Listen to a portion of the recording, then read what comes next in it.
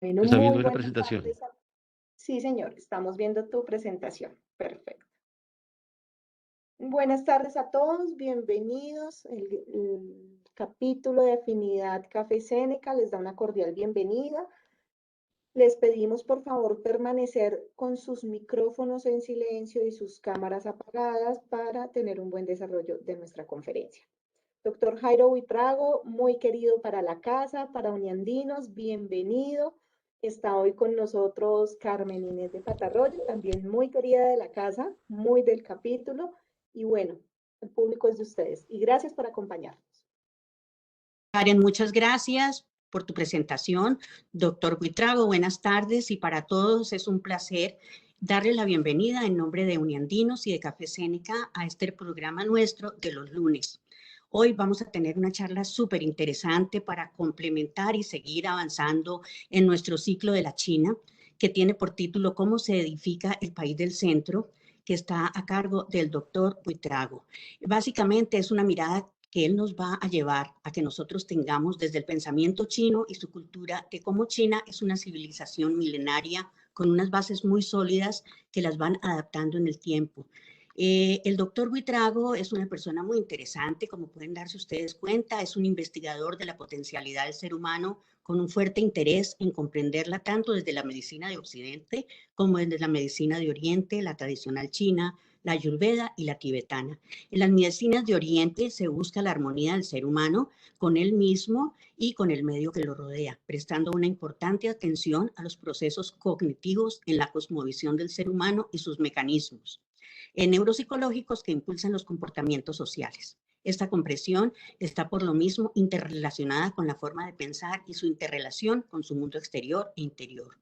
La neurociencia cognitiva, la neurociencia cultura, la neurociencia de ciclos circadianos son un ejemplo de esta interrelación con el pensamiento asiático, confucianismo, taoísmo y budismo tibetano, que marcan las últimas tendencias en el mejoramiento de la calidad de vida del ser humano y convertir la vida en un arte, que es la calobiótica.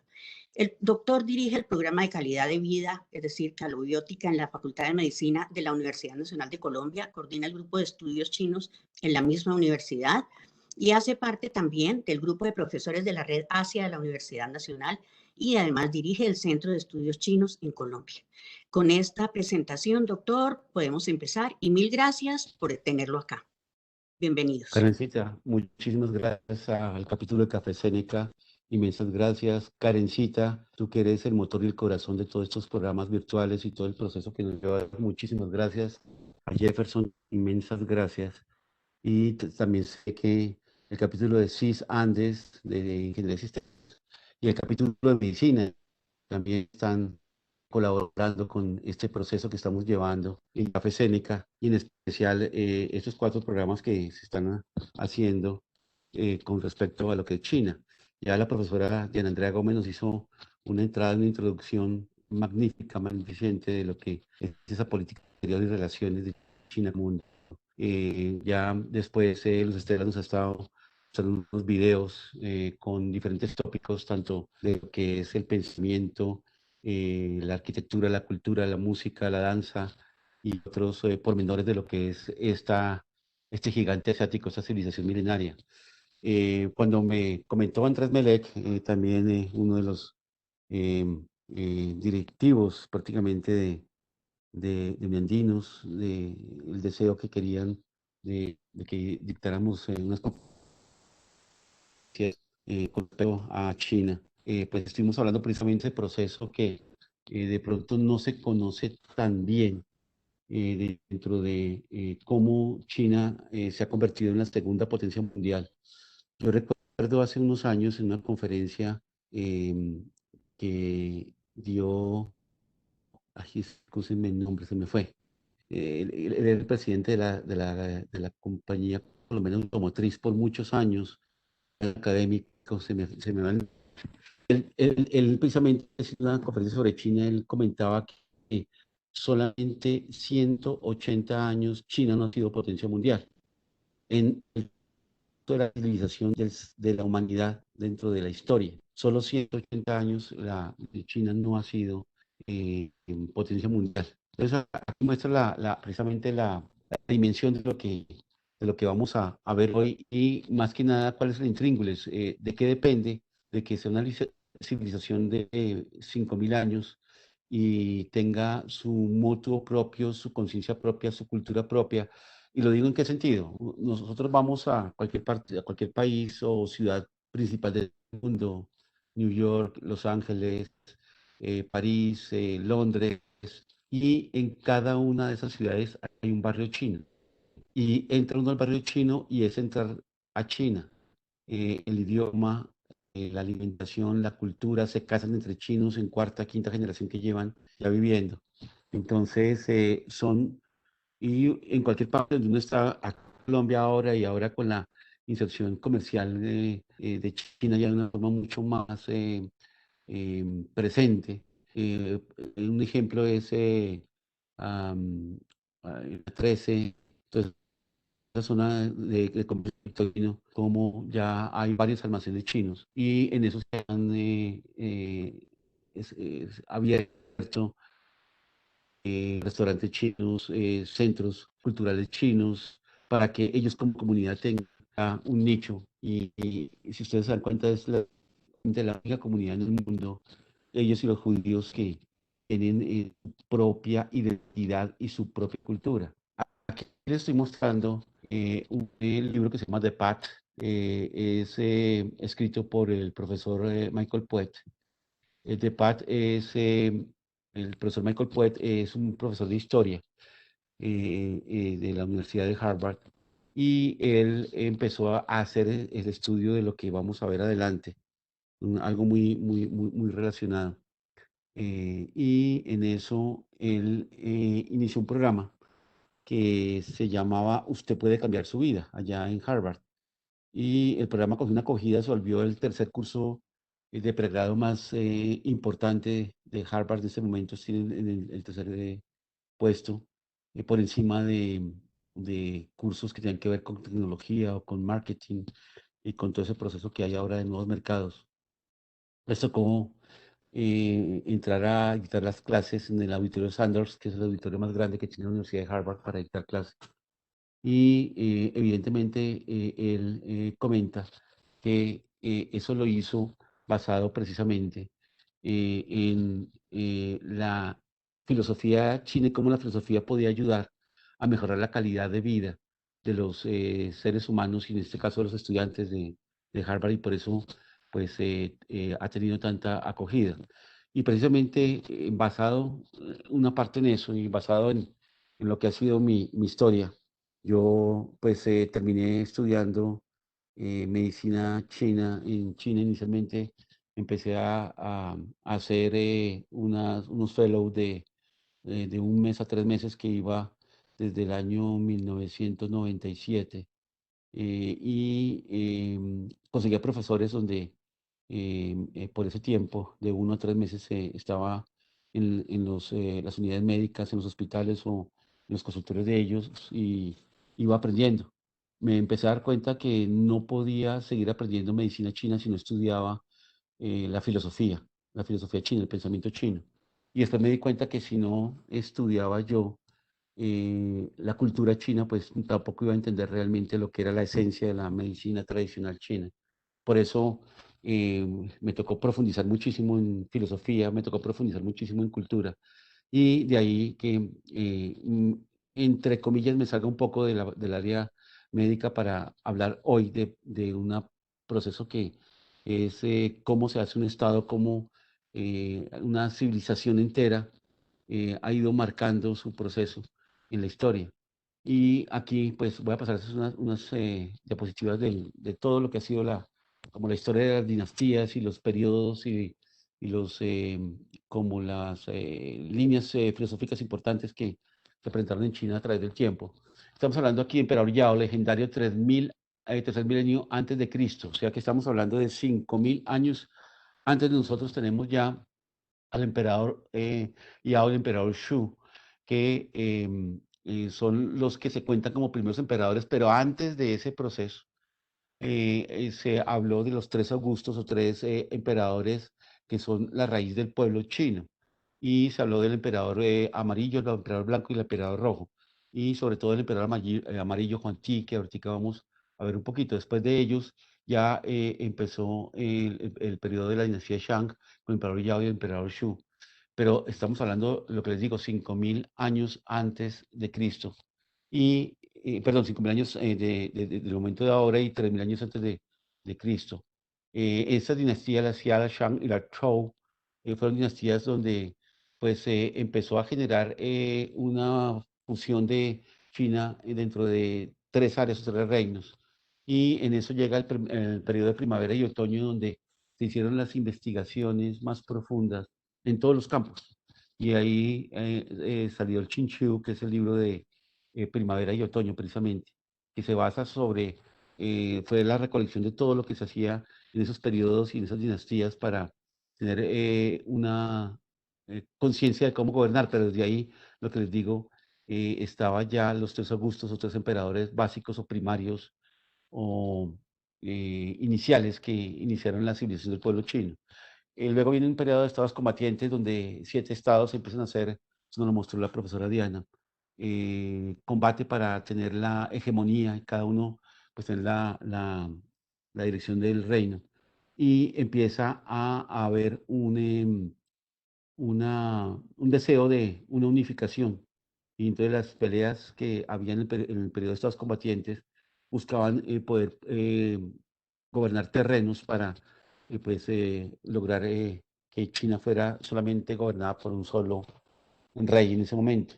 Y ahí llegó eso hasta la dinastía Qin, 255 años antes de Cristo, donde el emperador Qin Shi Huang, Huang Di, el segundo emperador amarillo, y hay que tener en cuenta eso porque pues se confunde cuando uno no tiene un conocimiento pues un poco más profundo de todo este proceso histórico de China.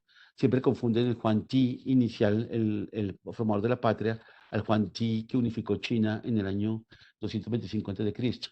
Ahí él unifica China, los estados combatientes, todos ceden los gobiernos y reinos a el emperador Juan Ti Shixing, Juan Ti, y se forma una China. Por eso la dinastía Qin, y de ahí viene Qin, China. Luego vienen las dinastías, de ahí pasa la dinastía Han, que la dinastía Han empieza a tener un proceso de, de poderío, tanto militar como económico, pero también de cultural y artístico de la China. Es un momento pues muy grande que pasa en la dinastía de Wei Jin, en los tres reinos, que también ha sido una dinastía que fue muy importante dentro de procesos que tuvieron que ver con peleas precisamente. Ahí ya se ve generales que quieren ser reyes y empieza la dinastía del sur y la dinastía del norte. La dinastía Sui, la Tang, las 5 dinastías, y ahí un grupo de dinastías la Song, que fue una dinastía muy, muy importante. Luego viene la dinastía Qin, que empieza a gobernar para luego entrar a la dinastía Yuan, la Daming y la Qin de Manchuria, que fue la última dinastía, para luego entrar a la República de China. Aquí hay un periodo donde China es gobernada por su presidente Sun Yat-sen, un médico que libera, después de la liberación de China, de la dinastía Qin de los manchúes, se hace la República de China. Esta república existe desde 1912 hasta 1949 y después empieza en la mitad de ese periodo lo que fue las guerras del Partido Comunista, que finalmente fueron lideradas por Mao Zedong, y en el 49 cuando ya el Partido Comunista toma posesión de China y se declara la República Popular China hasta el momento. Entonces, en eso, pues se han presentado esos procesos que han sido, llamémoslo así, políticos, pero también ha habido un proceso filosófico y en eso, en ese periodo antiguo, se hablan de los gestores realmente del confucianismo. Estamos hablando de Confucio, 250 antes de Cristo, Meng Tzu, 370 antes de Cristo, y Sun Tzu, en el 298. En ese proceso, desde la formación de la ideología o del pensamiento, o de la forma de ver la vida más bien, desde la forma de integrar esa relación que tenía el hombre con su medio, que la hizo Confucio, pues fue generándose, desarrollándose en numerosas escuelas que fueron entrando a formar parte de ese andamiaje de lo que es las bases ideológicas de lo que es China. Hubo el periodo de Kongzi o de Confucio cuando él vivía y se generó esa ideología. Después de su muerte, Mengzu, uno de los discípulos de él, empezó a generar una filosofía también relacionada al confucianismo, pero muy propia en él y con algunos apartes muy propios de él. Después el Da Shui, que fue el gran aprendizaje, y se generó ahí el libro, un libro que se llama El Gran Aprendizaje. Y el Chongqing después, La Doctrina del Medio, que también fueron libros que fueron de la ideología de Confucio, pero que después entró a formar parte como un libro de la historia de China.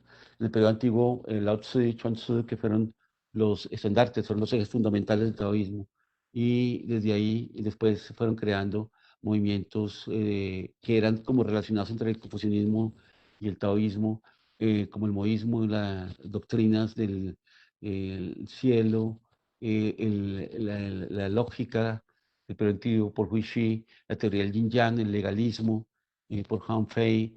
Luego, en el periodo medieval, viene un segundo confucianismo. Dong Chunshu hace un aporte muy importante. Y fíjense, aquí se va uniendo el confucianismo con el taoísmo y se va formando un confucianismo taoísta. Esto, escúchenme, es la introducción para que ustedes hagan, aquí está haciendo la conferencia del estilo chino. Los chinos siempre hacen una globalidad, una mirada en conjunto de todo lo que pasa, para después entrar a profundizar procesos. Entonces, esto es un proceso que va a ir muy rápido porque quiero que vean más que nada las escuelas y los tiempos para que vayamos viendo cómo dentro de esas escuelas y tiempos, después esa armazón, esa edificación de lo que es la China de hoy, nos muestra precisamente de lo que ya vamos a tomar con más lentitud y más profundidad. Simplemente aquí quiero que le pongan atención a esos movimientos de taoísmo, neotaoísmo, confucianismo, neoconfucianismo, budismo, ¿sí? Que entran y son escuelas, no son religiones. Todo esto son escuelas filosóficas, escuelas de pensamiento que empiezan a ser parte del pensamiento chino y del pensamiento del pueblo y de la cultura china, que es lo que vamos a ver. La filosofía del vacío, el idealismo budista de Xuanzang, la filosofía de Tian Tai, que es una filosofía que hasta nuestro momento, inclusive el presidente Hu Jintao habló de una sociedad armoniosa. He, que es el término en chino de sociedad armoniosa, y viene de esta filosofía de Tian Tai precisamente, la escuela Fa Zhang y el renacimiento del confucianismo para generar el neoconfucianismo, y de ahí ya empiezan tendencias. Aquí estamos hablando ya, entrando casi a la edad del modernismo, al neoconfucianismo desde la dinastía Ming, una de las dinastías grandes que tuvo China, después la dinastía Qing, la última, y ya empieza a verse. En este momento ya se había reeditado varias veces el taoísmo y el confucianismo, pero aquí hay pensadores como Feng Youlan, por ejemplo, que hace unos procesos interesantes sobre esa filosofía de pensamiento moderno de la filosofía china. Y aquí está Feng Youlan precisamente, y hace que nos basemos en esa filosofía moderna. Este es como se escribe China en chino. Chong Guo. Chong es centro y Guo es territorio o reino. Y a veces se le denomina país del centro. Esta escritura pues ha sido cuestionada mucho en Occidente, sobre todo una tendencia con desconocimiento de la historia y del pensamiento chino, donde dicen que China se quiere ser el centro del mundo y del universo inclusive, y que por eso se llama el país del centro, porque después de China no hay nada. y pues realmente esa no es la conciencia y la esencia y el pensamiento que viene. Ese proceso histórico que ha tenido China, lo ha tenido precisamente porque la palabra centro, ustedes ven en Chong, esa palabra centro, tiene un cuadrado que sin la raya vertical sería boca, pero también está hablando de 4 sectores, este, oeste, norte y sur, y eso le genera 4 estaciones y un centro que es la estación del centro, que le hacen una responsabilidad. La palabra centro para los chinos es una responsabilidad en las 4 direcciones, no una prepotencia que quieren sentirse más que los demás, sino una responsabilidad que tienen para que todo en las 4 direcciones esté en armonía. Entonces, finalmente, ahí empieza a verse un proceso que, con un pensamiento ya muy diferente al que estamos viendo como pensamiento chino, al pensamiento occidental. Y como todos, em, hay una mitología. Yo les voy a hacer una pregunta que espero que me respondan al final de esta sesión. Vamos a tener 2 sesiones, hoy dentro de 8 días, pero quiero que me respondan eh, cuáles son nuestras bases filosóficas. Nosotros como Colombia, ¿qué tenemos? ¿Cuál es nuestro libro base de colombianidad? ¿Cuál es nuestra base de principios de colombianidad que tenemos? A ver si me la pueden contestar al final de la clase. Aquí vamos a hablar un poco de mitología porque se necesita hablar de Pangu. Pangu es como el primer habitante que hay en la Tierra. Y Pangu se duerme y después Pangu se da cuenta que está inmerso dentro de una bola y esa bola le está en la mitad y él intenta separar la bola y hace una división entre cielo y tierra y él después reposa en la tierra y ese reposa con sus arterias, venas, músculos, hace todo lo que se denominó tierra dentro del el mundo. Y las arterias y venas se fueron los ríos, los mares. Entonces Pangu es el creador del mundo para los chinos. Y luego de eso, esa división de cielo y tierra, entra una primera diosa, mujer, femenina, ¿sí? Y es un principio que es muy hermoso dentro de la mitología china, como Nuwa, la diosa celeste, es una diosa que genera las estrellas, el cielo, pero desciende a la tierra y hace que nazcan los primeros humanos. Entonces es la creadora de la humanidad. Nuwa tiene una relación muy fraterna con Fuxi. Fuxi es uno de los 3 emperadores, les decía, míticos de la tradición de los 3 primeros emperadores que poblaron esa parte del mundo de los protochinos. Y Fuxi se encargó de mirar los códigos celestes. Él con Nuwa fueron haciendo una compenetración de lo que era el mundo de lo celeste, del mundo de las estrellas, de las constelaciones, de todo el proceso y cómo se interrelacionaban entre ellos y generaban un mandato que después se denominó el mandato del cielo. Esos 3 emperadores, el emperador blanco, que es Fuxi, el emperador amarillo, que es Quan Ti, y el emperador rojo, Shennong, son los 3 estandartes de la patria. Son tomados como desde ahí, desde ese comienzo, 5.000 años antes de nuestro momento, 3 emperadores dieron la formación a lo que es China hoy.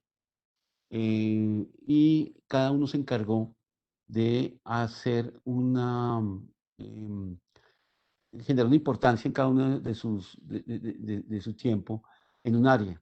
Y fíjense que aquí estamos entre un área mítica, un área histórica, un área política, que se mezclan en ese proceso.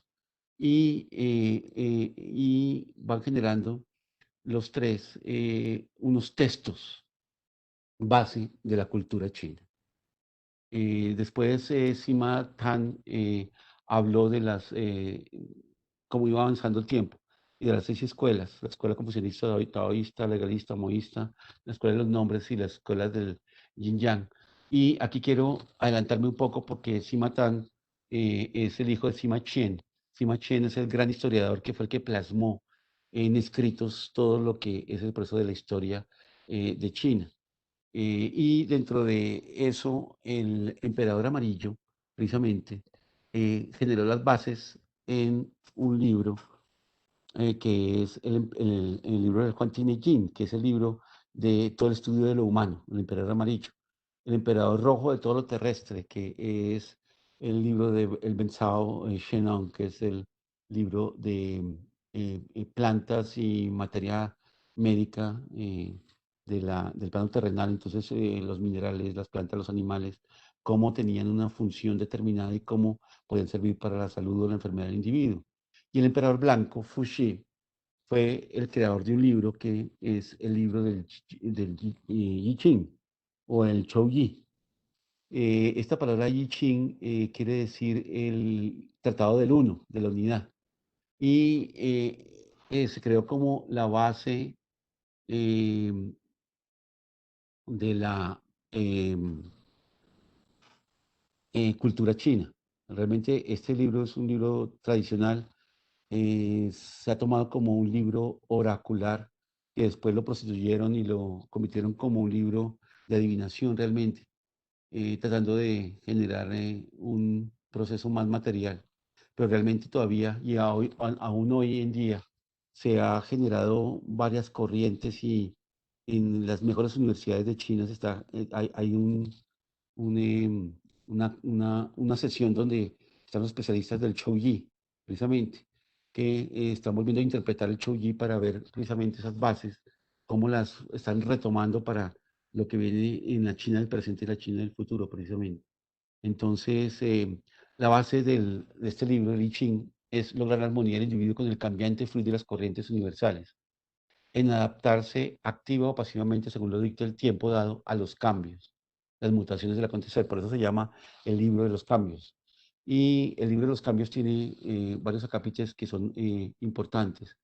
Y en ellos tiene lo más importante que es que la vida tiene un proceso cambiante, un proceso de mutación y cómo hacer el reconocimiento entre lo que cambia y los procesos que son triviales, pasajeros, y lo que es eterno o lo que no cambia, y cómo prestar atención a ese proceso y cómo aprender a ver ese proceso como una naturaleza de las cosas, una naturaleza de la esencia, más bien.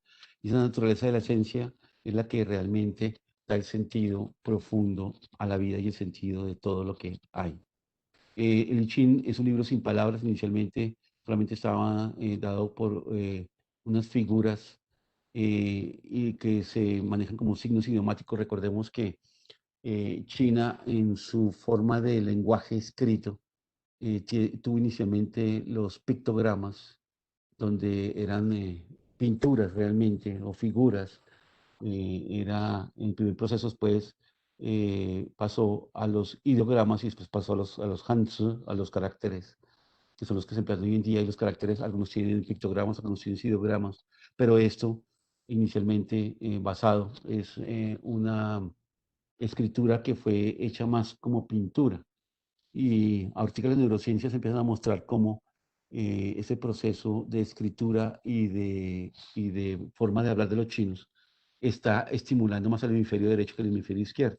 El hemisferio lógico racional, que es el izquierdo, frente al analógico o hemisferio simbólico o hecho por la pintura, la música, a la cual corresponden precisamente lo que es el lenguaje escrito y hablado. Entonces, por lo mismo, este I Ching es manejado por signos no idiomáticos, pero con un sistema algebraico perfecto. Esto es el proceso, el Xian Tian y el Huo Tian, que hablan siempre los chinos, en ese proceso donde hay un movimiento celeste y hay un movimiento terrestre. Y en eso van encontrando códigos entre esa relación de lo celeste con lo terrestre. Y en un proceso matemático y algebraico van encontrando todo lo que existe dentro del mundo, de la forma desde este Tai Chi, que es la unidad, como formación de la dualidad, y en eso, formación después de los 5 elementos y después de ya lo que es manifestado y lo que es el mundo de las cosas y de la vivienda de las cosas, precisamente. Este es el código, un código de Yin Yang, donde ellos se encuentran inicialmente en ese código de lo celeste terrestre, un código Yang para lo celeste, un código Yin para lo terrestre, y de eso, la unión de ellos dos en 4 símbolos importantes, que después se convierten en 8 símbolos o trigramas, y esos trigramas, unidos entre ellos mismos, 8 trigramas, hacen los 64 hexagramas.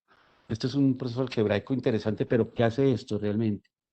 Aquí, está condensado todo el movimiento del universo y condensado en 64 ítems, en donde, muestran cómo son las esencias fundamentales, las raíces de lo que es el movimiento de lo que después, posteriormente, la energía del universo, y la energía pasa a la materia del universo.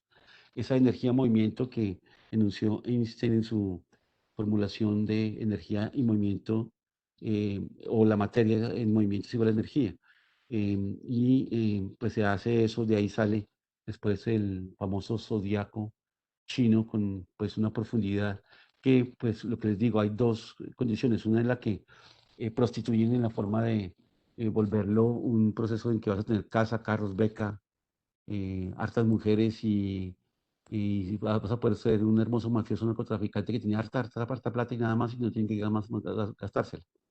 A frente a cuál es la esencia de la vida, cuál es el sentido de la vida y cuáles son las virtudes o fundamentos esenciales que tiene un ser humano, cada ser humano, para lograr precisamente su armonía dentro de su materia, alma y espíritu, con él mismo y con todo lo que le da. Huan Ti, el gran dios amarillo, fue el emperador que se denomina el padre de la patria china. Todos ellos son, denominados hijos de Han o hijos de Huan Ti, hijos de el emperador amarillo precisamente.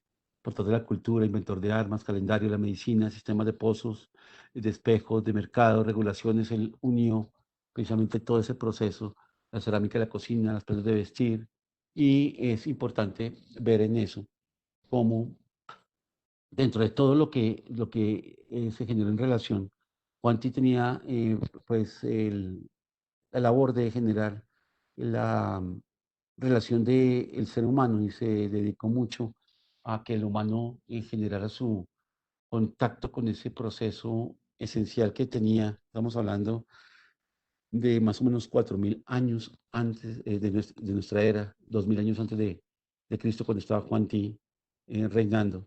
Y, se enfocó mucho, en lo que era el proceso de la armonía del ser, y, con su primer ministro Chibo, empezó a hacer unos diálogos donde, después, va pasando por vía oral hasta que ya los cimentan en un escrito que es el Juan Ti Yin, que es el libro del emperador amarillo, de salud y de la armonía realmente. En esto, y entre las cosas que Juan Did, hizo una relación energética, que ahorita la vamos a ver, fue, la comparación del cuerpo humano con el Estado.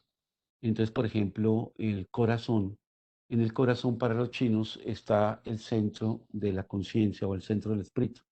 En el corazón se halla el centro del espíritu, o sea, realmente, nosotros, tenemos, una forma de pensar, que es más analítica o más de hemisferio izquierdo, desde el cerebro, pero una forma de tomar conciencia que está situada en el corazón. Entonces, el corazón tiene un proceso cognitivo más un proceso, de sentimiento y emoción también unido en eso.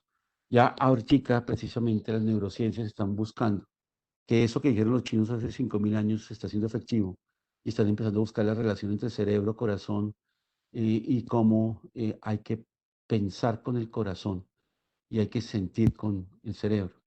Y, empieza a, pues, a mostrarse todo eso, todo ese proceso tan hermoso, como el pulmón era como el primer ministro, y el pulmón tiene en, el cuerpo una, no solo el manejo de la oxigenación de la sangre, sino tiene el proceso de llevar ese proceso, esa oxigenación a todo el cuerpo, pero también es el comandante de la energía y es el que hace que energéticamente hay una potencialidad en el ser. El ministro del Estado, el general como ministro del hígado, que es el que se encarga de distribuir muy bien cada proceso. La escolaridad como funcionario imperial, él era el que generaba la justicia. El estómago y el vaso como el encargado de los graneros. El intestino grueso como el funcionario de transmisión. Intestino delgado, el funcionario de servicios. Y esto es muy chévere porque aquí hay una hermandad entre el corazón y el intestino delgado para la medicina tradicional china.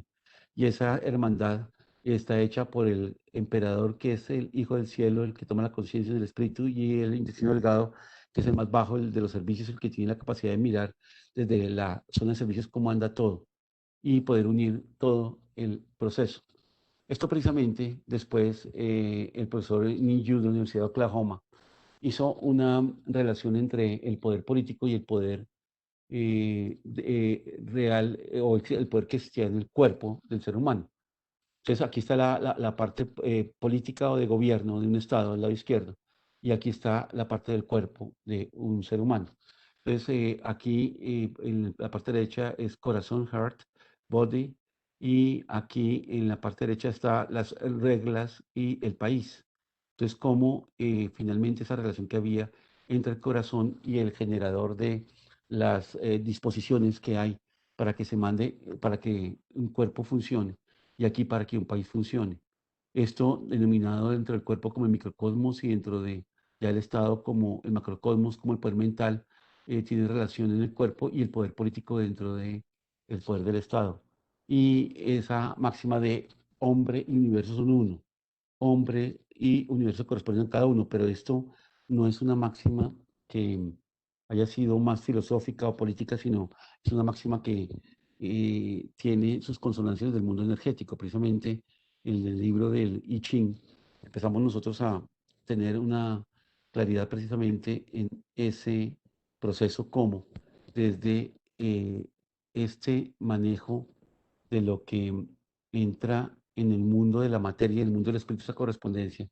Es como si fueran unos hilos conductores, es un internet que hay dentro de lo celeste y lo terrestre, dentro de lo que es el mundo del macrocosmos con el mundo del microcosmos, con un proceso algebraico y de armonía y de integración perfecto dentro de todo ese manejo. Entonces, ya precisamente por eso se están empezando estamos en un periodo muy hermoso y llevamos ya un tiempo en que la ciencia, las artes, pero la academia en las ciencias humanas está empezando a releer otra vez libros de la antigüedad y a reinterpretarlos. Y en eso, pues en China y en India y en los países de Asia se ha hecho un trabajo donde hay nuevos grupos de académicos de todos, de la literatura, desde la historia, desde la medicina inclusive, se está volviendo a reinterpretar para volver a encontrar un sentido nuevo que era realmente el sentido que se había hablado desde el principio, pero que después se fue perdiendo y más bien generando un sentido más cambiante a lo que era el sentido original. Aquí, si se dan cuenta, tenemos aquí en lo celeste esas relaciones de la madera, por ejemplo, del elemento madera o de la primavera, si queremos llamarlo. Y aquí el sentido terrestre, aquí del fuego o del verano. Y aquí también del fuego celeste, el fuego terrestre. Todo esto es lo que les digo, podemos denominarlo como el espíritu, lo que está dentro del campo que tiene que ver también con el mundo de lo cósmico, de lo estelar que genera unas interrelaciones y fases de fricción y armonía o disarmonía dentro del sistema. Todo esto fue lo que empezaron a estudiar para precisamente llegar al punto de cómo esa relación de ese macrocosmos depende de la relación con el microcosmos y cómo se manejan y cómo influyen, en el caso chino, culturalmente, cómo la cultura, que es el alma de un pueblo, termina siendo el centramiento de una filosofía. Entonces, aquí estamos hablando de un libro de medicina que fue el Quantineyin. Estamos hablando de un libro que es la armazón entre lo que es la armonía del macrocosmos y microcosmos, que es el libro de I Ching. Y para precisamente empezar a encontrar esas bases, y los chinos pues refieren esos tres augustos o emperadores y esos tres libros con el Shenong, el libro de todo lo que es lo terrestre, un libro que se encargó de todo lo terrestre, uno que se encargó de todo lo humano y otro que se encargó de todo lo celeste dentro de la mirada, y después interrelacionan todo ese proceso y generan la base del pensamiento tradicional chino. En eso, entonces, de ahí es el cero que hacen los chinos para tener precisamente un código de origen de las cosas. Entonces, siempre ellos tienen que, cuando uno entra a conocer la profundidad del pueblo chino, tiene que conocer y leer estos libros y profundizarlos realmente. Lo que les digo, sobre todo el Chouyi, el I Ching, es el libro base de la cultura china. Es un libro que cuando uno ya dentro de las diferentes áreas que tenga que abarcar, en mi caso, que fue el caso de la medicina, me tocó leerlo y lo sigo todavía y tengo todavía un maestro chino con el que me reúno para seguir ahondando esa profundidad tan impresionante que tiene este libro y sobre todo ese complejo de relaciones que ahorita nosotros no alcanzamos todavía y nuestra evolución de la modernidad no alcanza a tener todavía dentro de la física unos instrumentos para poder ver esa relación. Ya está empezando la física cuántica, por ejemplo, a darnos una explicación a procesos que se pueden entender ahora los chinos desde la física cuántica, pero desde la medicina, usted sabe que en neurociencias se está estudiando no solamente la parte orgánica del cerebro, sino la parte de cómo se piensa, cómo están los códigos que están interrelacionados y la parte de conciencia ya está empezando también a estudiarse de las neurociencias. Entonces aquí dice que empieza a haber una armonía y una fusión entre todo lo que es la trilogía del hombre como un intermediario o un ser situado dentro de la Tierra, todo lo que es el plano terrestre y el plano celeste, y cómo todo eso tiene unas interrelaciones magníficas que desde hace 5.000 años los chinos lo tienen, que nosotros hasta ahora estamos empezando a verlas con las nuevas ciencias que están saliendo precisamente para poder entender esa correlación y esa sincronicidad que existe dentro de todo el sistema. Este es el mausoleo de Huang Shansi. Es un mausoleo que está en honor al padre de la patria china, precisamente. Y pues la idea es que todos los chinos vayan una vez al año a conocer ese mausoleo. Precisamente voy a pasar un video, precisamente, de ese mausoleo para que lo veamos un momentico y nos demos cuenta, a ver si aquí nos sale con sonido.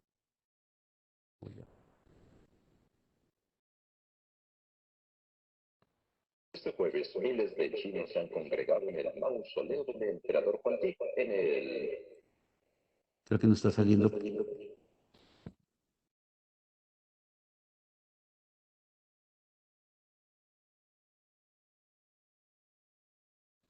a dejar un momento de compartir y voy a... No, compartir. Perdóneme un segundito, por favor.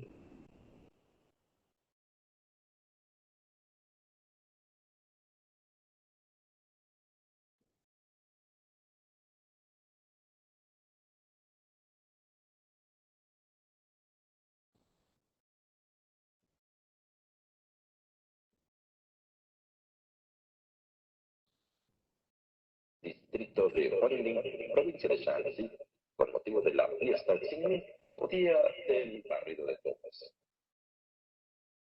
Cerca de 10.000 chinos se han acercado hasta la provincia de Shanxi para venerar al emperador y creador de la nación china hace más de 4.700 años, el resultado de una gran ceremonia de homenaje. Hemos venido hasta Xiaoshan en este día primaveral. Los chinos rendimos homenaje a nuestros ancestros y les mostramos nuestros respetos. Entre los participantes había ciudadanos de Taiwán, Hong Kong, Macao y otras regiones de China e incluso del extranjero. Más de 300 taiwaneses han acudido al evento, incluidas figuras políticas como Hu Xinchu, antiguo dirigente del Kuomintang, o Yok Min, presidente del nuevo partido de Taiwán. Liu Yeji, director de la Oficina para los Asuntos de Taiwán del Consejo de Estado, expresó su deseo de que la gente de ambos lados del estrecho de Taiwán trabaje unida por el interés nacional. La gente de ambos lados comparte las mismas raíces. Somos todos chinos y recordamos a nuestro ancestro común. Algunos estudiantes estaban impresionados. He hablado con amigos aquí esta y otras veces. Esta experiencia es fascinante. Para la ocasión, la gente se vistió con los trajes tradicionales, bailó y leyó discursos para expresar su respeto por el emperador Juan Di. El primer sacrificio en honor de Juan Di del que se tiene registro se hizo en el distrito de Huangdi del año 442 a.C. Las ceremonias se convirtieron en tradición y el mausoleo se considera sagrado. TGTN en español. Este jueves, miles de chinos se han congregado en el mausoleo del emperador Huangdi en el distrito de Huangdi, provincia de Shanxi, con motivo de la fiesta Qingming, o día de... Sí, escúcheme que sé que no se oyó muy bien el sonido. Básicamente era la celebración que estaban haciendo, pero me interesaba mucho las imágenes para que las tuvieran ustedes ahí en cuenta sobre esa celebración que se hace, que se reúne toda la China, inclusive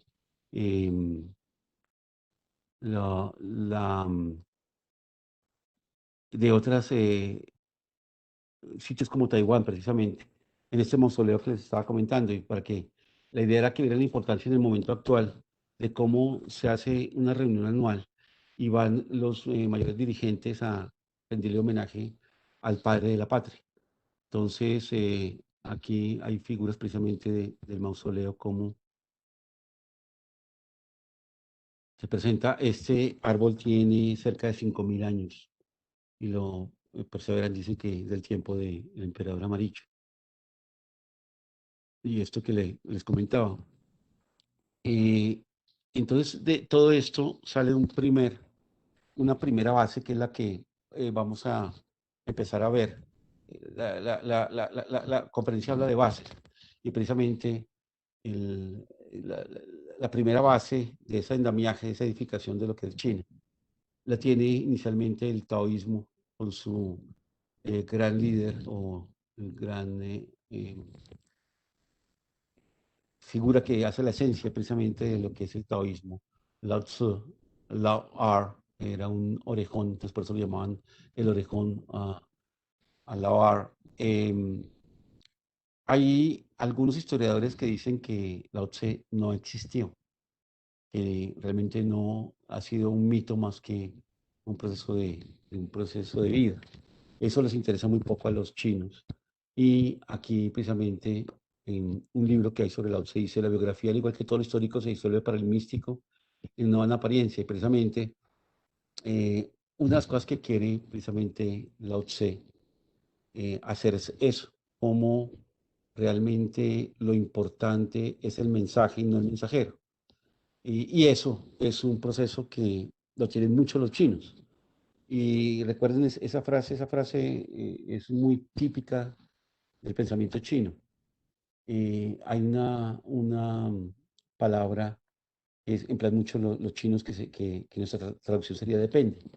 Y eso es parte de la física cuántica, donde todo, o inclusive cuando Einstein hizo la teoría de la relatividad, precisamente estaba hablando de ese proceso esencial de que todo dentro del mundo físico y no físico es relativo. O sea, todo es un proceso que depende más de un proceso eh, de movimientos que, no, que están detrás de lo que la física newtoniana, que siempre veía pues, los objetos desde un proceso como la gravedad, tiene otros factores, que ya la física cuántica empieza a hablar de procesos de la realidad, no realidad, y otros procesos que son muy interesantes dentro de eso.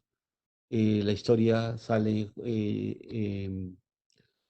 Lao Tse. Lao Tse inicialmente fue un hombre común y corriente que tuvo el honor de estar en la biblioteca del Duque de Zhou, y en esa biblioteca él se puso a escarbar libros de alta antigüedad, y desde ahí él genera un proceso, se volvió un asesor gubernamental y político y social, y todo el mundo le pedía consejo a Lao Tse. Y Lao Tse empezó a encontrarle el sentido a los procesos que había en la naturaleza de las cosas. Y después se dio cuenta que realmente el ser humano no estaba más enfocado en su proceso de deseos materiales y no de sentido de vida, que finalmente era lo que era lo importante en el ser. Y él decidió después dejar todo el mundo político y se retiró. Ya en su retirada va saliendo hacia India, y un soldado le dice que por qué no deja algo escrito. Y él se sienta en un momentico y hace los 81 capítulos del Tao Te Ching, que es el libro estandarte de Lao Tse, el Tao Te Ching. Tao, que es Dios, divinidad, camino, todo. Te, que es vida o virtud, y Ching, que es tratado. Tao Te Ching, el tratado de la vida o la virtud.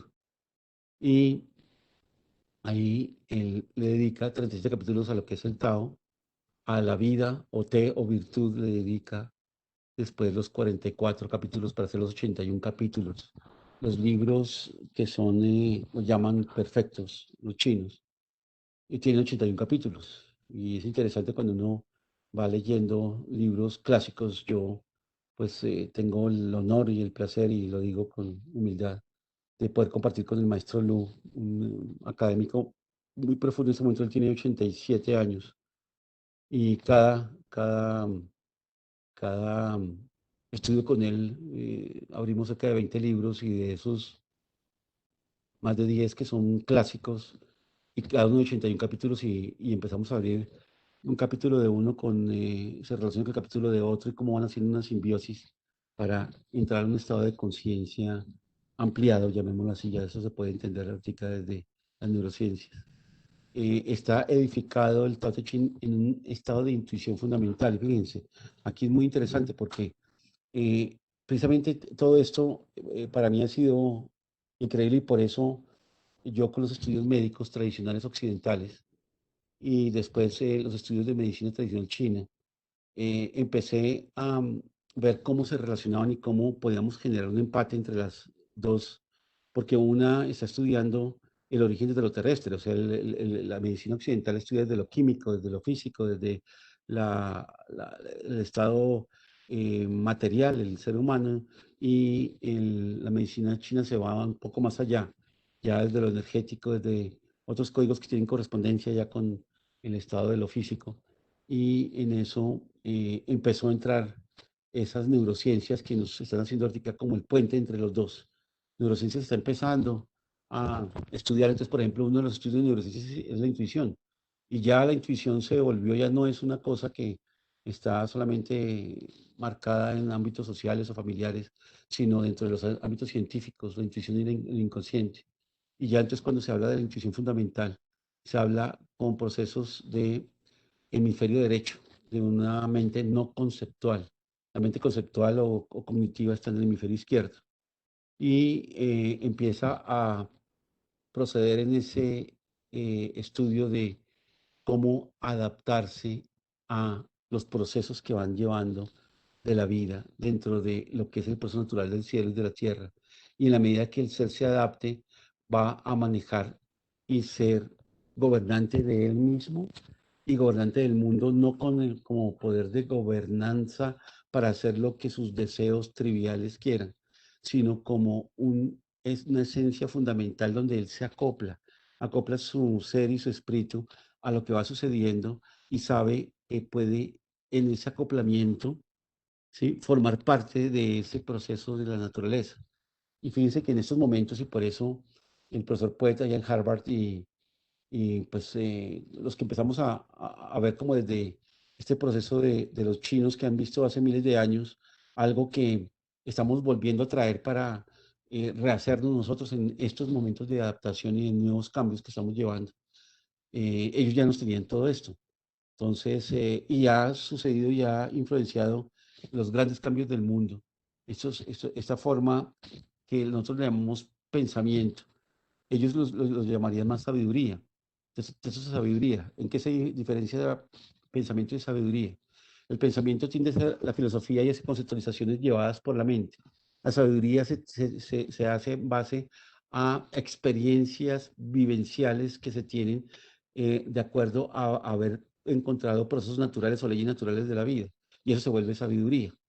Entonces, la sabiduría es completamente investigable porque son procesos de experiencia vivencial frente a teorías filosóficas de tesis, antitesis e hipótesis que llevamos y nosotros que estamos acostumbrados a ser unos hombres dementes, o sea, de mente, ¿sí? O sea, nosotros nos la creemos desde la mente y desde ahí volvemos una realidad frente a sabiduría que es la realidad vuelta en una conciencia de realidad, o sea, de ponencia dentro de lo que es la vida. El Tao Te Ching levanta la vista por encima de los fenómenos pasajeros. Aquí precisamente si ustedes quieren una charla donde simplemente hablemos de filosofía conceptual, pues se encuentra mucho en YouTube. Aquí lo que vamos a entrar es a meternos en el meollo, en la esencia de lo que tiene cada una de estas bases fundamentales por las cuales los chinos se rigen hasta hoy en día, y esas bases están entrando a formar los parámetros de la nueva comandancia del mundo. Está pronosticado que entre el 30 y el 50 China va a ser la primera potencia mundial. Y en eso, pues evidentemente, todo esto va a generar mucho más conocimiento, mucho más profundidad y se va a volver un proceso, y además que no solo por China, sino el proceso evolutivo que tenemos como humanidad, estamos generando precisamente estos conocimientos para entrar mucho más profundo a conocer cuál es la conciencia real, la dimensión que tenemos tan limitada como seres humanos. Entonces, los fenómenos pasajeros, ¿qué son los fenómenos pasajeros? Lo que sucede en el día a día. Para un chino, el que tenga una profundidad dentro de su ser de vida, esto que está pasando es un fenómeno pasajero, es un fenómeno que se lee precisamente en la superficie lo que es el sentido que tiene, y se empieza a hacer ese sentido dentro del ser para hacer los cambios y adaptarse a esos cambios. En ese sentido del proceso cósmico que tiene la vida, y le resta importancia a la seriedad de la vida dentro de ese proceso cósmico, porque el valor esencial está dentro del mismo ser. Si lo esencial está oculto a la mirada del Supéré, del Principito. Entonces ahí esto empieza a ver que eso que dice el Chou-Yi, el libro de Li Ching, de los procesos que son cambiantes, mutantes de la vida, frente a los que no son mutantes y son eternos, y cuáles son los que tienen realmente un sentido esencial, intrínseco, frente a procesos que van pasando, ¿sí? Dentro de la vida, y cómo encontrar ese código de encontrar el sentido a los procesos de la vida. Esta imagen a mí siempre me gusta colocarla, y los que han estado conmigo siempre la ven, porque muestra prácticamente como todo lo que vamos a charlar hoy, o estamos charlando, un sentido de la estética, de la correspondencia en la armonía de lo estético, la arquitectura, la naturaleza y la belleza, la naturaleza del paisaje, cómo hay una cantidad de simbolismos dentro de todo ese proceso, pero siempre el agua, y el agua reflejando tanto lo que se encuentra en la naturaleza como lo que se encuentra en lo celeste, pero una tendencia siempre del agua a estar tranquila, y recuerda siempre que en las aguas o en el lago tranquilo se puede reflejar el cielo. Esa es uno de los paradigmas que empieza a encontrar dentro de ese complejo de lo que es el hombre como un componente de materia y espíritu dentro de él mismo, y cómo ese reflejo en la materia del cielo hace que el hombre encuentre sentido a su ser. Y eso lo hace precisamente con esto que para nosotros es muy complicado de entender en Occidente, porque como razonamos y todo lo desmenuzamos y todo lo vemos desde una forma puntual, nosotros no somos metafóricos, no somos parabólicos, no somos semánticos, no somos poetas, todo lo vemos de una forma tan rígida que cada palabra se nos vuelve como un acontecimiento y un juicio. Este no hacer eh, es el proceso más complejo y difícil de entender de la naturaleza de la vida. Y es como la naturaleza de la vida es naturaleza, tiene su naturaleza con sus leyes naturales. Y no solamente es esas leyes que conocemos de las 4 estaciones o de los movimientos que hay de los factores climáticos, sino más allá de eso, de los sentidos que tiene la naturaleza, de los sentidos del rayo, del trueno, de la montaña, del lago, del fuego, de la tierra como su plan. Y cómo dejar que la naturaleza siga su curso. Sí, este es un proceso que es muy bonito y uno es impresionante como lo ven los chinos, yo siempre digo que tienen mente de plastilina, porque tienen la capacidad, y precisamente aquí vamos a ver al final cómo su mente es de plastilina y cómo ellos pueden generar un proceso de adaptación. Tienen 360 grados de un pensamiento. Está el pensamiento y tienen 360 grados. Nosotros tenemos no alcanzamos ni 180 grados y nuestro pensamiento es lineal, o sí, o no, o bueno y malo. Ellos, primero, la concepción de bueno y malo no existe para los chinos, porque son dos caras de la misma moneda finalmente, entonces no pueden estar ni en un lado ni al otro, sino cómo se interrelaciona lo bueno y lo malo en un sentido que muchas veces trae para un proceso de hacer o no hacer en esto. Entonces, el hacer se basa cuando yo sigo la naturaleza de la vida. Esto lo colocan como ejemplo cuando uno va por un río tranquilo, ¿sí? Con una corriente tranquila y tiene uno una barca con sus 2 remos, uno a la derecha y uno a la izquierda. Entonces, lo que ellos hablan del no hacer es cómo dejar que la barca vaya por el medio del río y nuestra única función es irla llevando al medio. O sea, si se va mucho a la derecha, entonces yo remo para que se vaya para la izquierda y permanezca en el centro. Si se va mucho para la izquierda, la llevo otra vez de nuevo al centro. Pero la barca está llevada por el río. O sea, no tengo que hacer esfuerzo de que avance porque avanza por sí sola, por la naturaleza avanza. Lo único que hago es llevarla siempre en ese sentido del medio entre todo ese proceso. Eso es lo que ellos dicen con no hacer. ¿Sí? No es el quedarse inhabilitado o la no acción, sino dejarse llevar por los procesos de la vida.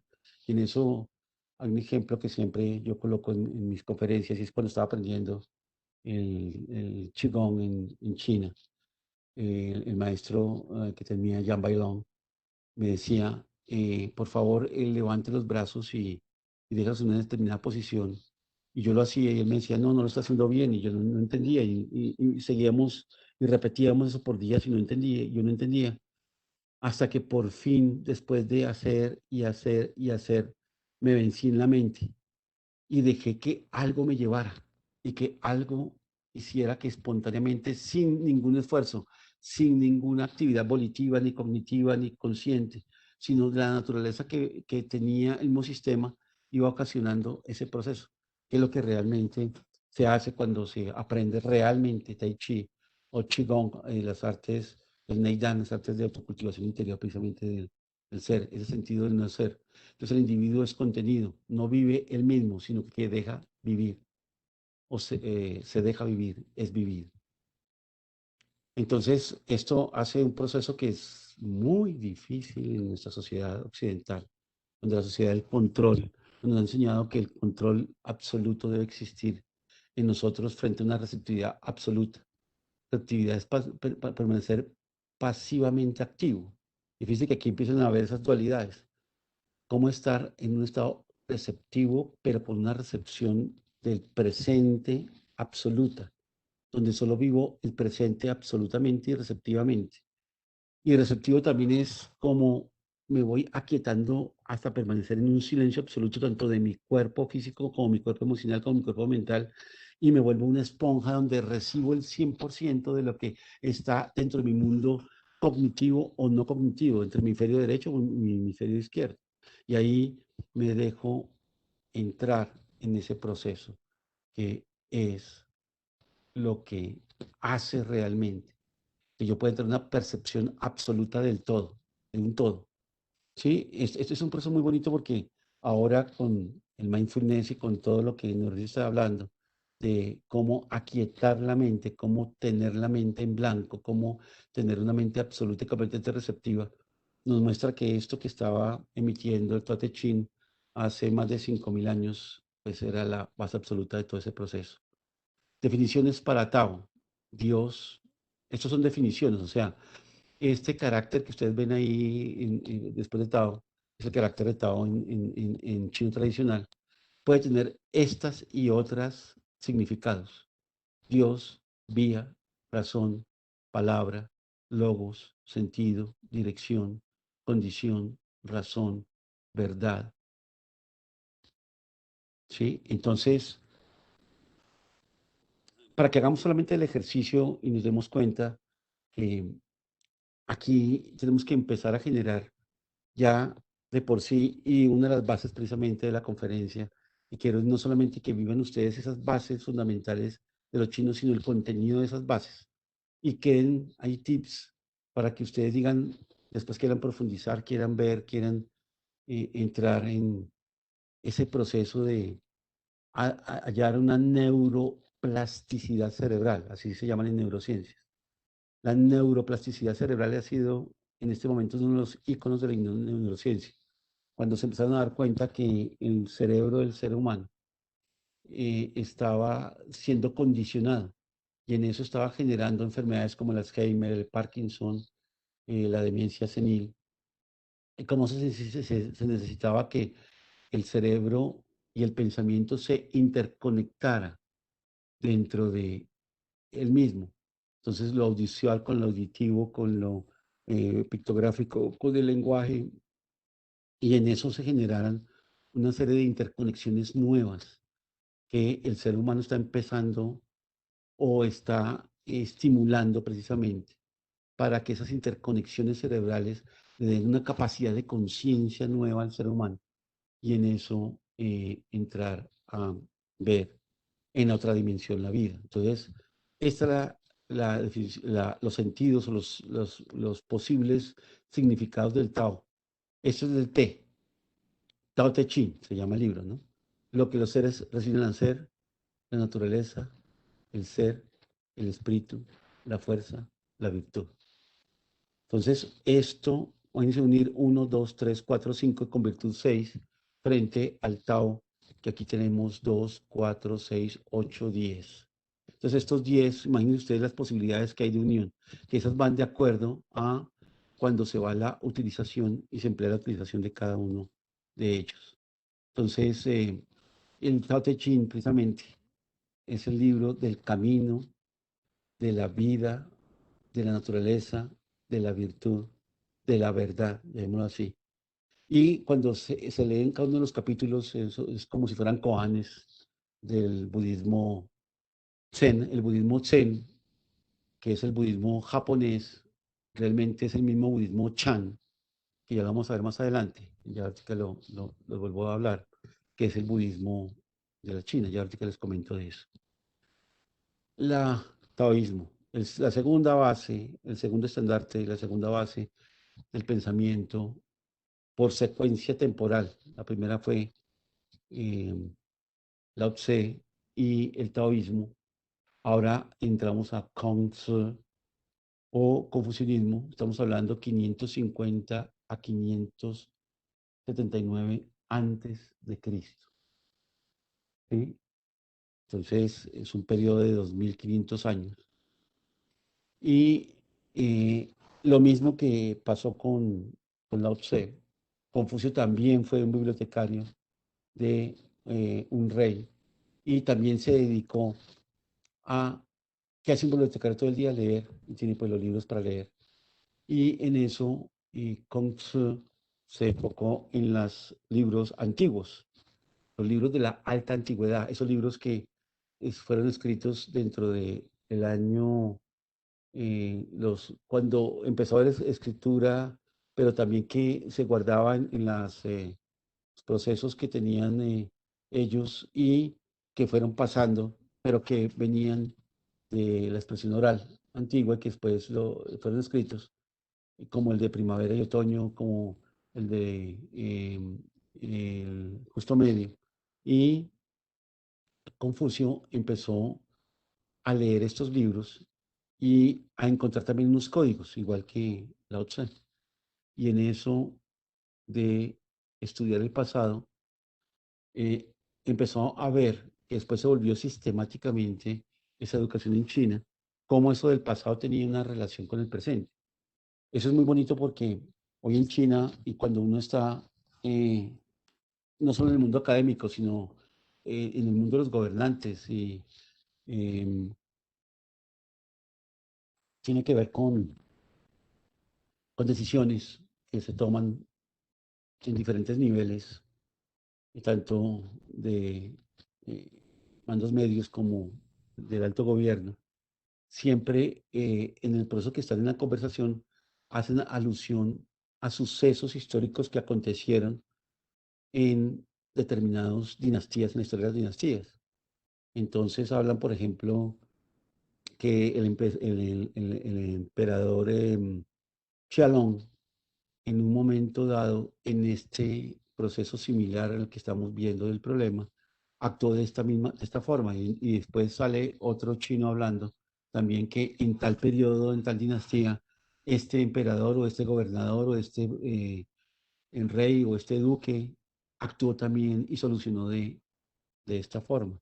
Entonces, ahí lo que les digo a ustedes que tiene, y esa es una correspondencia que los chinos tienen, y es la capacidad de poder estudiar las cosas, y no estudiarlas desde el presente para el presente, sino los acontecimientos, lo que les digo es la sabiduría, cómo los acontecimientos que venían, que han sucedido y que han sucedido antes podían ser eh, un, eh, una enseñanza para el momento actual y coger de ese acontecimiento lo mejor que tenían de ese momento, llevarlo al presente, acoplarlo y hacer unas nuevas fórmulas. Eh, Empezaron también a ver ese proceso de que llamaron virtud ellos y que realmente inicialmente nosotros lo tomamos como si fuera un proceso, una palabra filosófica, pero no una palabra energética. Dentro de la medicina internacional china ya se estudian estos procesos de las energías que están dentro del mundo del espíritu, que se estudian y que se incorporan a nosotros, cómo vienen en forma que nosotros llamaríamos virtud en Occidente.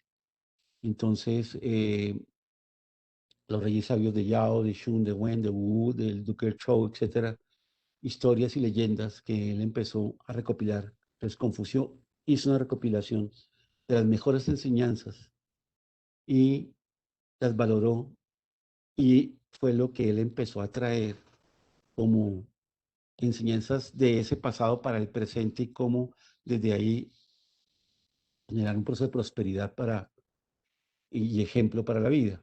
Esto es lo que se conoce como la moral, la moralidad dentro del pensamiento de Confucio, pero realmente él ahondó mucho más, y cuando ya entró el proceso de la virtud, él empezó a generar relatos y generar adiciones a libros que, como el Chouyi, por ejemplo, como el libro de las Odas, y varios libros de los libros antiguos, él les hizo algunos apartes de aclaración y de profundidad de ese sentido, que había una sincronía entre todo lo que es el andamiaje que es la vida de una nación, de un individuo, de los procesos de la vida del ser humano. Entonces, Confucio decía cuáles eran los conocimientos que consideraba él indispensable. no el conocimiento de libro, sino el conocer el contenido de los libros clásicos, el libro de los ritos, de las ceremonias, y en eso encontrarle el sentido detrás de la forma, ¿sí? Entonces, el cómo conducirse de una manera que nosotros digamos correcta, pero la palabra armonía para ellos tiene una profundidad. Armonía es estar en equilibrio en los procesos de cambio que tiene la vida y saberse adaptar a ese proceso de equilibrio permanentemente. Armonía no es un estado estático, sino un estado dinámico del ser. Es el estado dinámico del ser donde puede estar en una agitación armónica, pero en un estado de paz. Y en eso, una medida que se basaba, que era la medida del autoperfeccionamiento. El cultivo personal comienza con la poesía, se afirma con las leyes de la conducta decorosa y se perfecciona con la música. Miren estos puntos desde lo físico. Vemos lo físico para hablar de la conducta decorosa, pero como entre las dos estaba la poesía y la música, y es las artes y la estética. Sí, en el mundo místico de, de Asia, ahorita que estoy haciendo una serie de aportes sobre Patanjali, los Yoga Sutras, de lo que tiene que ver ya con el proceso de la ciencia védica en India, en otro aparte que tengo, se habla precisamente que la manifestación del espíritu se hace por medio del arte y la estética, que es la forma como el espíritu tiene la capacidad de manifestarse. Entonces, estos seres que llegan un momento a un estado trascendente que nosotros ahora lo llamamos dentro de la neurociencia estados ampliados de conciencia, llegan a un contacto con la esencia de los procesos de vida. Y por eso, cuando habla de música y poesía, pero cuando habla de conducta decorosa, no es esa rigidez de cumplir unas normas, sino cómo hacerse armonioso con la idea de la estética. Eso es muy bonito cuando uno empieza a ver, por ejemplo, los pájaros o el arte de los animales, cómo hay animales, por ejemplo, y para ustedes, ahorita que muchos de ustedes en sus casas tienen gatos, se dan cuenta cómo el gato maneja una estética, una conducta decorosa, pero el gato nadie le enseñó confucianismo. El gato tiene unas posturas, ¿sí? Que nosotros las vemos elegantes, las vemos estéticas. El gato tiene una flexibilidad, tiene una capacidad de conducir todo su cuerpo y por eso tiene la capacidad de poder ser flexible, aproximarse y por eso se llaman las 7 vidas del gato también, por lo que eh, él tiene con su mente la capacidad de manejar su cuerpo. Eso es el estado de la conducta decorosa. Cómo la mente puede gobernar al cuerpo y hacerlo que sea natural y eso genera un estado estético. Y eso es para sentarse, para pararse, para cualquier proceso de la vida que queramos llevar. Analectas, la 8.8. No es una religión limitada a una cultura, raza o nacionalidad en particular, el confucianismo. Es una fuerza dinámica que fluye, tiene diferentes corrientes y puede interactuar con diferentes tradiciones. No se trata de una conversión, se trata de una autotransformación. Escribe el profesor tú, precisamente.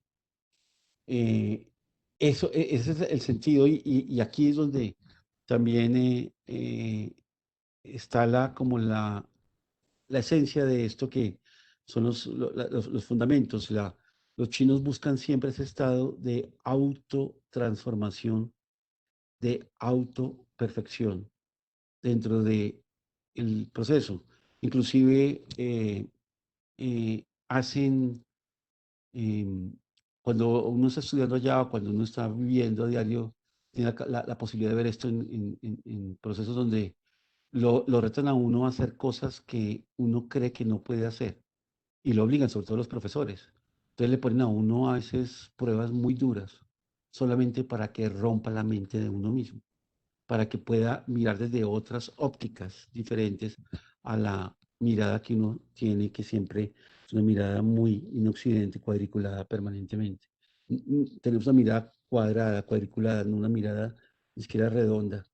Y por lo mismo tenemos solamente una visión, y es la que sale de nosotros hacia afuera, no una visión en 360 grados, en poder nosotros volvernos 360 grados en otros para vernos desde otras ópticas.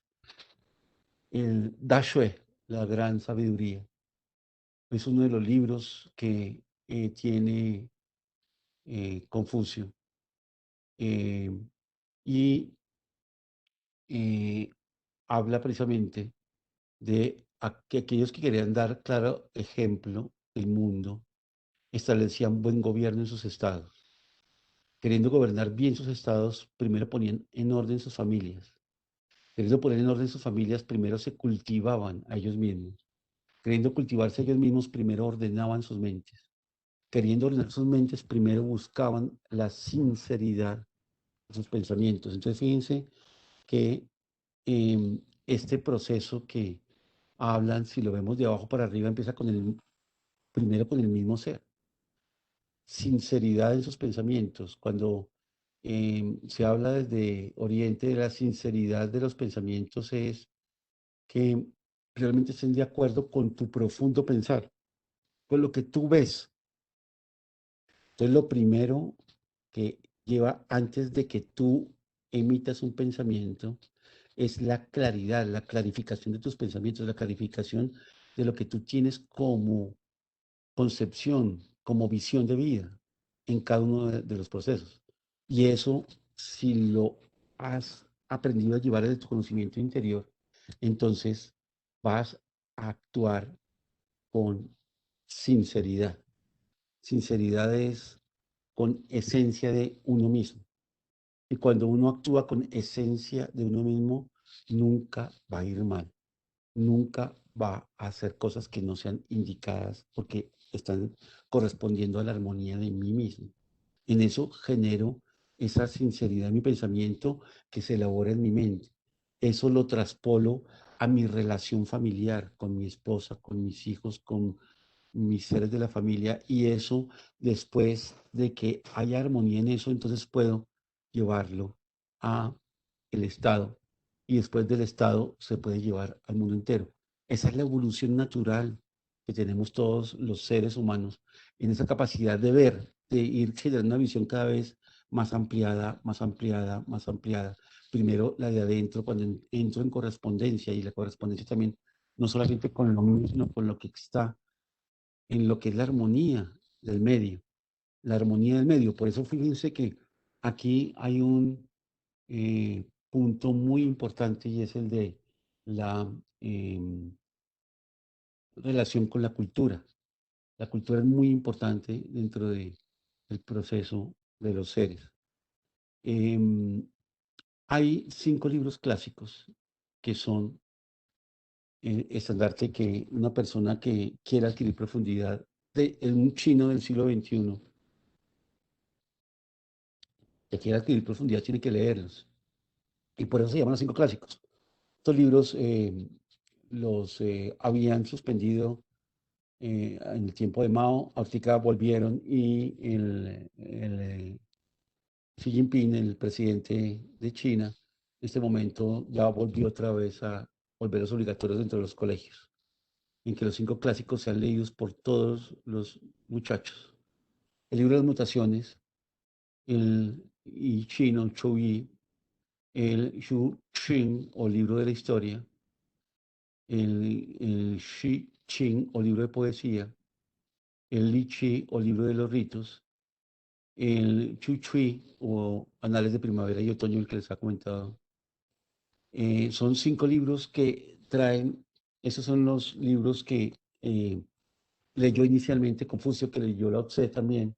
Y lo que les digo, a varios de estos libros les hizo aclaraciones o comentarios Confucio, sobre todo el libro de Li Chin. El libro de Li Chin es espectacular porque es una base que tiene con el taoísmo, pero entra precisamente Confucio con el confucianismo y su esencia a verlo. Es un libro de altísima profundidad, de altísimo pensamiento, de un pensamiento y una conciencia totipotencial, donde le muestra a uno precisamente esa dimensión de lo que es tanto el ser humano como todo lo que le rodea, y cómo aprender a comprender eso que cambia y eso que no cambia, y encontrar la esencia de la unidad del ser con su medio.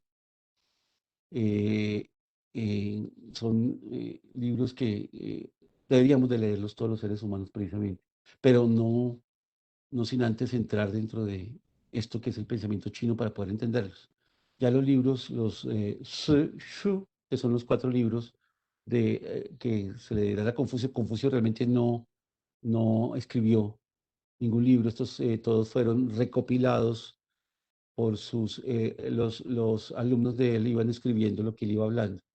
Y después fueron recopilando y haciendo el Lu Yu, que es el libro de las analectas de Confucio, el Da Shue, que es el libro del gran saber, o de la gran sabiduría, el Chuyong o Chongyong, que es el libro de la doctrina del medio, y el libro de Menzi, que fue uno de los discípulos de Confucio. Tiene 2 libros, el libro de Mencio I y el libro de Mencio II, a los cuales son los 4 libros clásicos que uno, ya en este momento también volvieron a ser obligatorio, también los 4 libros clásicos de Confucio en la escuela, en el posgrado, y cuando ya uno quiere profundizar de cualquier arte, en mi caso la medicina, y pues estos son los que yo leo con el maestro Lu Hong precisamente. Las diferencias que habían entre la filosofía de Confucio y Lao Tse. Confucio quiso llevar siempre la esencia y los fundamentos y los sentidos de las cosas a la educación y a la moralidad, y cómo llevarlos al proceso de la vida social, de la vida de la moral. Lao Tse quiso hacerlo más hacia adentro. Él hablaba precisamente que hay unos procesos naturales en la naturaleza de los seres.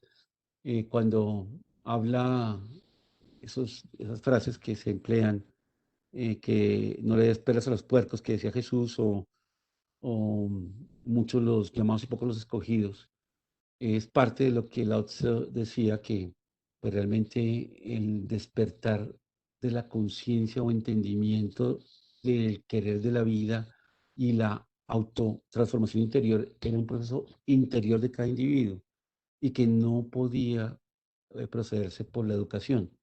Entonces fíjense que Lao Tse llevaba hacia ese mundo del Neidana, hacia ese mundo de la interiorización, mientras que Kong Tzu llevaba más hacia el mundo de cómo hacerlo de una forma educativa, de que se hiciera unos parámetros, unas secuencias, unos ritos y un proceso cultural. Y en cambio Lao Tse pues decía que realmente cultura y ritos no servían, porque pues era la vida interior del ser. Confucio tuvo escuela y discípulos, Lao Tse no tuvo escuela ni discípulos, y eso hacía que precisamente se manejara en formas diferentes. Aquí si vemos los dos precisamente, los dos después hacen la fusión en China, tanto el taoísmo como el confucianismo, y precisamente generan esa fusión dentro de lo interior del ser con lo exterior, con el proceso de las normas exteriores con los procesos interiores del ser. Y ahí se genera una fusión muy hermosa. Y después llega otro movimiento, el Chongguo Fo-Chiao, que es el budismo chino. El budismo entra desde India por Bodhidharma. Bodhidharma hace un viaje que es desde India hasta China, y penetra China. Este proceso lo han ellos recreado en otro libro que los niños tienen que leer. Es un libro de cuentos que se llama Viaje al Oeste. Es hermosísimo, que precisamente es la historia de un monje que viene de India hacia China. Y este viaje al oeste tiene unos códigos interesantísimos y de esencia, que se vuelven estos libros esenciales porque traen las enseñanzas del espíritu y de la materia.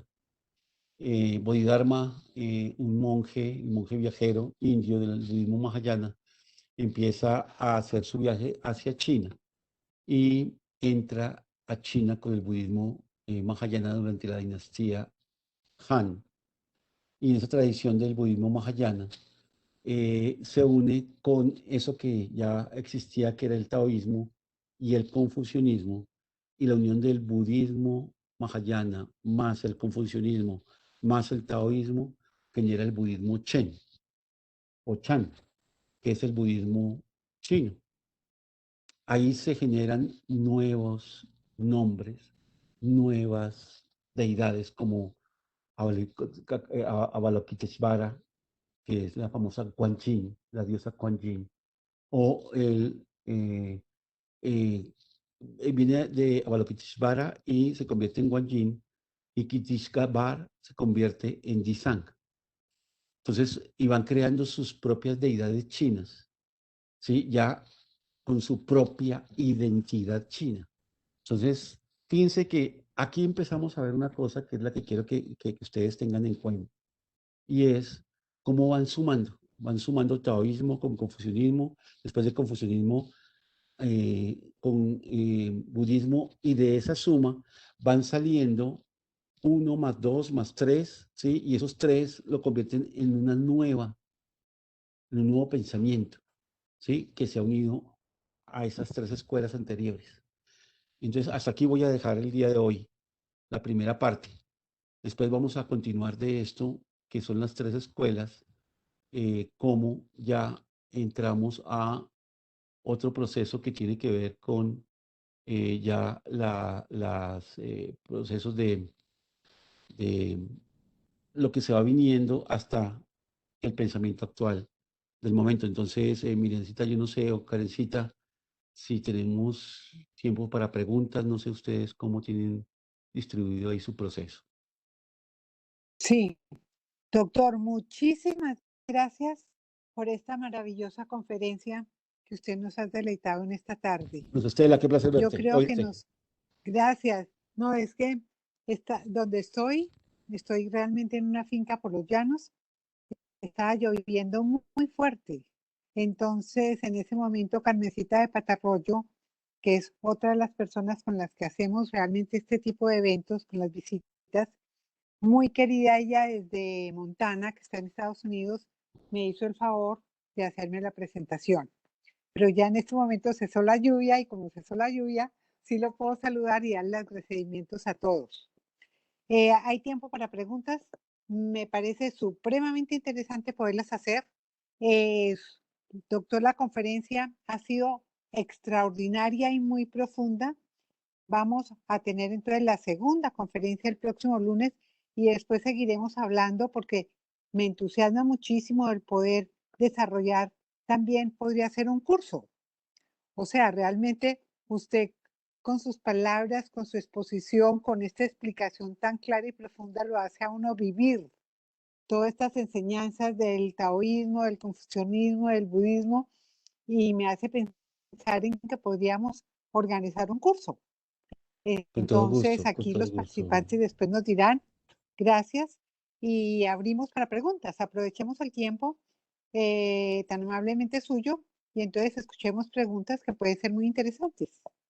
Con todo gusto, Estela. Entonces, los invito a que ustedes presenten las preguntas, si quieren hacerlas a través del chat, si quieren hacerlas también alzando la mano, perfectamente.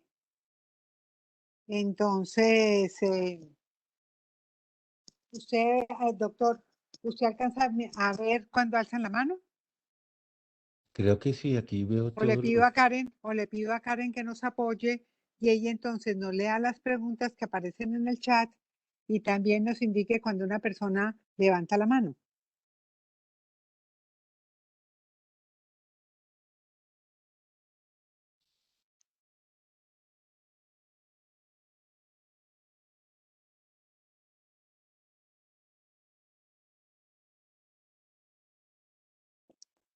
Iremos a ver el chat si hay alguna pregunta.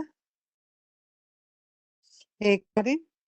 Nos preguntan si la charla quedó grabada. Sí, la charla quedó grabada y pues ya una vez la tengamos lista, solicitamos que sea subida al canal de YouTube de Uniandinos. Perfecto. ¿Y sobre Y la conferencia hay alguna pregunta en este momento? ¿O en los este invitamos, si no momento, las tienen en este momento, a que las preparen para poderlas hacer dentro de 8 días y aprovechamos realmente que el doctor Jairo Buitrago nos está acompañando? Teresa Noguera nos dice, excelente, muchas gracias, Ingrid. Muchísimas gracias, doctor Buitrago, súper interesante la conferencia. Y gracias, muy bello el concepto de la armonía como un estado dinámico del ser.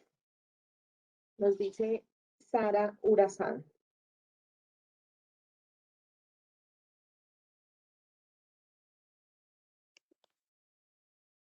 Si Andrés Melec está por ahí, sería interesante si Andrés Melec, no sé, quiere saludar aquí al doctor Jairo Buitrago, ya que realmente entre Andrés Melec y el doctor Jairo Buitrago coordinaron. Y Andrés fue la persona él es miembro de AstraZeneca. Andrés fue es expresidente de Uniandinos y miembro de Café Seneca. Entonces fue la persona que nos coordinó aquí esta maravillosa conferencia que hemos tenido en la tarde de hoy. Sí, Estela, con Andrés hemos tenido una fraterna y profunda amistad. Andrés, nos conocimos cuando fue un paciente mío. Yo hacía consulta con el padre Huertas en ese tiempo, estoy hablando de hace más de 20 años. Y nos conocimos Ajá. con Andrés y después Andrés empezó a llevar grupos a China y en eso también pues generamos una empatía muy grande. Andrés también muy apasionado con estos temas de la esencia, de la armonía. Siempre cuando llevaba a sus estudiantes a China pues quería que ellos vieran esos principios fundamentales y esa tradición que tiene ese país que pues tiene tantos valores como cosas también que sabemos dentro de ese mundo del Tao que no son muy acorde con lo que nosotros tenemos, nuestra forma de vivir. Entonces, después nos unimos con Andrés y generamos una asociación de relaciones entre China y Colombia. Y eso pues nos ayudó y precisamente la inauguración de la asociación fue en Uniandinos, precisamente hicimos la inauguración de la Yo asociación estuve, y tal vez estuviste tú, Luz Estela, qué maravilla. yo Sí, con estuve, la... yo estuve, y estuve en hicieron como una sesión de 3 charlas, inclusive Sí, correcto. sobre el camino de la seda, de Sí, señora, acuerdo, la ruta de que la fue seda y todo eso. maravilloso, hicieron, yo me acuerdo. Sí, Ajá. sí. Por eso Entonces, realmente yo me acordé precisamente de eso y llamé a Andrés y le pedí el favor de que me hiciera el contacto, ya que él tenía tantos contactos con personas que han estado con China y relacionadas con China, y ahí fue cuando surgió realmente esta charla. sí, señora. Entonces, Entonces, doctor Buitrago, no le sí, queremos señora. quitar más tiempo. Sí, señora. Entonces, de nuevo, muchísimas gracias. Muchísimas gracias a todas las personas que nos acompañaron en esta maravillosa charla, que se conectaron. Y lo esperamos entonces dentro del próximo lunes, a la misma hora, a las 4 de la tarde, con la segunda parte de esta maravillosa conferencia. Perfecto, muchas gracias a Y todos. después vamos a cerrar con el tema de la geopolítica china, que va a ser en 15 días con la doctora Diana Gómez. Perfecto. Entonces, Eh, doctor, muchísimas gracias, que tenga una feliz semana y vamos pensando entonces cómo organizamos un curso. Perfecto, Luz Estela, Que- un agradecimiento a bueno, todos y una feliz tarde. porque es fascinante, es que es fascinante.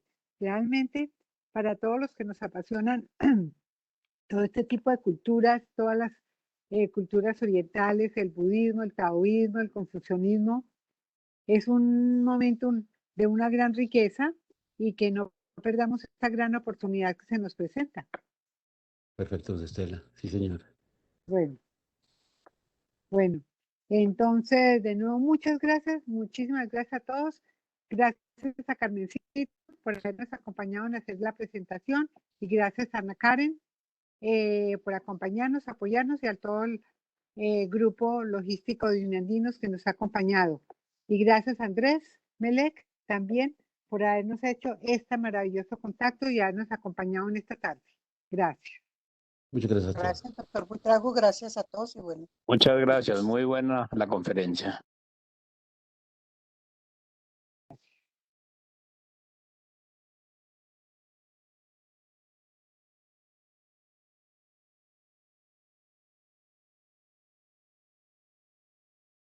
Bueno.